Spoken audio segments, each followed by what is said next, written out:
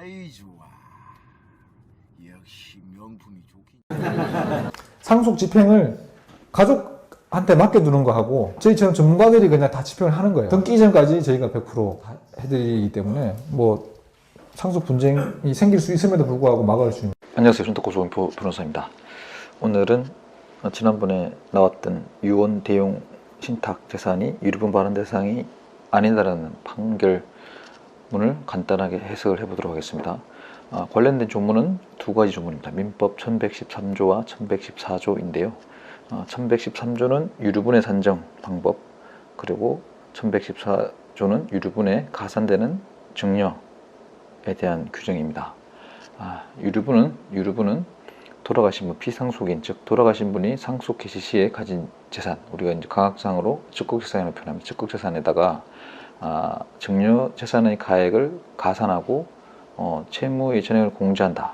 여기서 오늘의 키포인트는 유언 대용 신탁 재산이 적극재산에 해당되느냐 또는 증여 재산에 해당되느냐, 특히나 가산되는 이 두 가지가 쟁점입니다. 그리고 민법 1114조로 넘어가서 보게 되면 산입될 증여, 증여는 상속 개시 전의 1년간에 행한 것에 한하여 가산한다. 이렇게 되어 있죠. 1년 전, 1년간 되게 중요합니다. 사망 시점 기준으로 1년보다 훨씬 더 이전에, 예를 들면 사망 시점 기준으로 1년 2개월 전에 증여한 재산은 유류분 산정에 산입될 증여가 아닙니다. 그리고 여기에는 두 가지 예외가 있습니다. 이 법조문에 나와 있는 것처럼 당사자 쌍방이 유류분 권리자의 손해를 가할 것을 알고 증여한 때는 1년 전에 한 것도 같다. 즉 산입된다는 거죠. 그래서 준 증여자, 돌아가신 분이겠죠. 받은 수증자 쌍방이 유류분 권리자의 손해를 가할 것을 알고 증여한 때, 손해를 가할 것을 알았다는 것은 결국은 유류분이 해당 증여로 인해서 유류분 권리자가 실제 유류분만큼의 재산을 증여 또는 나중에 상속으로 못 받는다는 것을 알았다는 그런 개념이겠죠. 그래서 이제 이거 좀 되게 중요합니다. 그래서 판결 노지를 들어가 보게 되면 원고들, 이 사건의 선언인 며느리와 손자, 이 사건의 원고들은 신탁 재산이 상속 집행이 끝나서 피고들 딸에게 증여가 이미 상속 집행이 됐습니다. 그래서 이 상속 집행된 이 재산 자체가 증여 재산이 된다고 이렇게 주장을 한 거죠.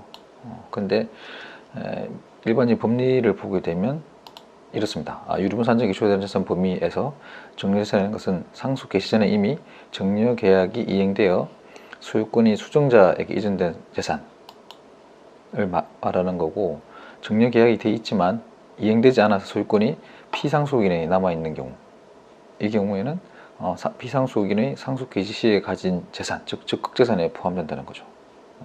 요게 이제 기본적인 법리이고요.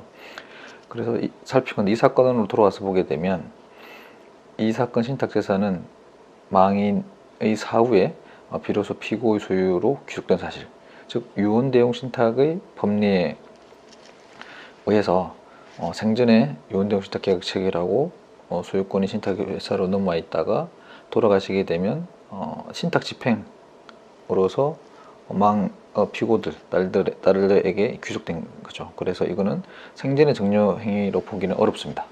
생전에 보면 당연히 어렵겠고요. 생전에 재산이 딸한테 이전된 게 아니기 때문에. 그 다음에 그런데 신탁회사는 수탁자인 땡땡 신탁회사에 이전되어 있다. 그래서 신탁은 대내외적 소유권이 수탁자인 땡땡 신탁회사에 있다. 그러면 이것은 과연 망인의 적극적인 상속재산이냐? 그것도 아니라는 거죠. 그래서 유언 대용 신탁으로 집행된 거는 사후에 집행됐기 때문에 생전 증여가 아니다. 그리고 신탁회사의 명의로 있기 때문에 적극재산도 아니다. 이렇게 이제 두 가지가 아니라고 결론을 내리고요. 그런데 그러면 돌아가신 분이 생전에 신탁 설정한 행위, 즉 신탁재산의 수탁자로 이전, 신탁재산의 소유권이 수탁자한테로 이전됐습니다. 이 행위를 어떻게 볼 거냐? 이건데 이 신탁 설정에 따른 소유권의 이전 행위에서 수탁자가 위탁자한테 신탁재산에 대한 대가를 지급한 바가 없다.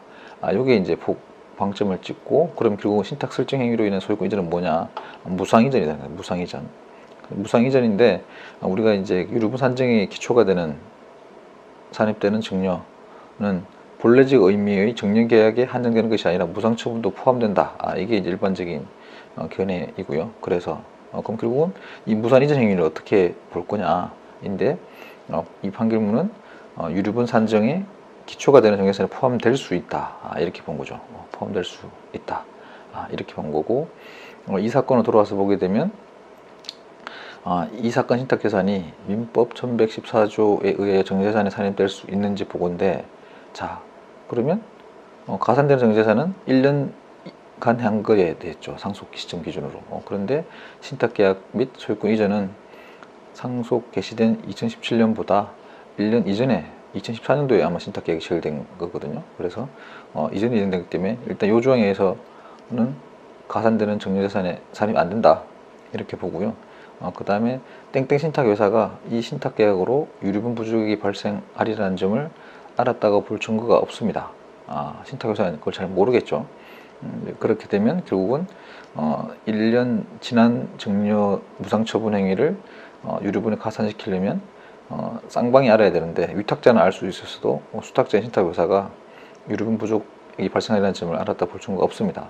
그럼 결국 이 두 가지에 의해서 산입될 증여재산이 아니다는 거죠. 가산될 정제재산이 아니다.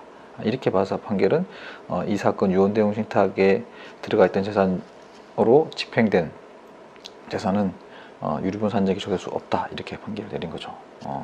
이렇게 내린 거고요. 좀 더 구체적으로 들어가 보게 되면 이 아래 그림과 같습니다. 사실관계는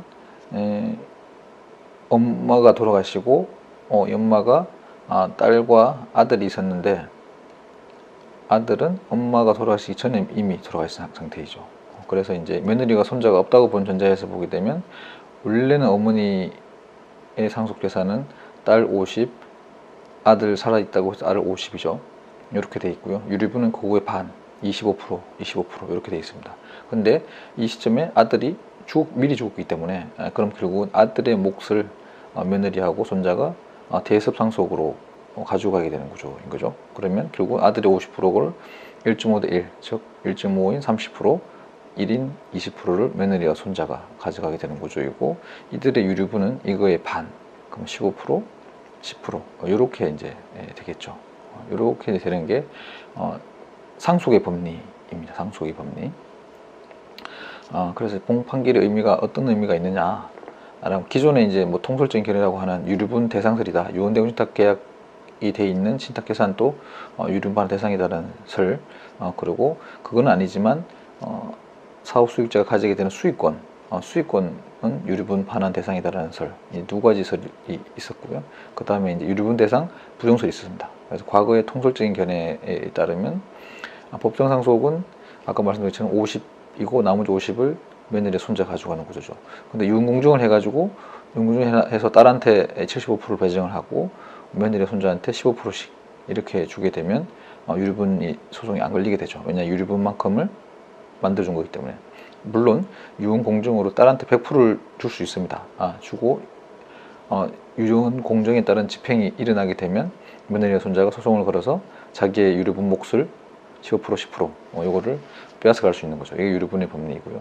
자, 유언대용 신탁계약을 체결할 때 유류분을 침해하지 않고 설계한다고 한다면 75%를 딸한테, 며느리한테 15%, 손녀한테 10% 이렇게 구성을 하는데요. 일반적으로 그렇게 하지 않습니다. 대부분 딸한테 100%를 지급을 하죠.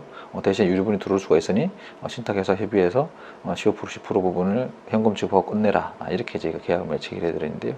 이런 구조가 이제 기존의 어떤 견해였다고 하면 유류분 대상 부정설, 이 본판결은 이제 부정설을 취하고 있습니다. 그래서 이 유언대용 신탁을 체결할 때 재산을 100% 넣고 딸을 사후 수익자로 지정하고 집행하는 경우에는 며느리와 손자가 유류분 반환을 청구해서 이걸 뺏어갈 수 없는 거죠. 그러면 안전하게 100% 딸한테 귀속시킬 수 있는 장치가 되는 겁니다. 이게 이 판결의 가장 큰 의미라고 보시면 되겠습니다. 요약하면 이 판결이 나오기 전까지는 견해 대립이 있었다.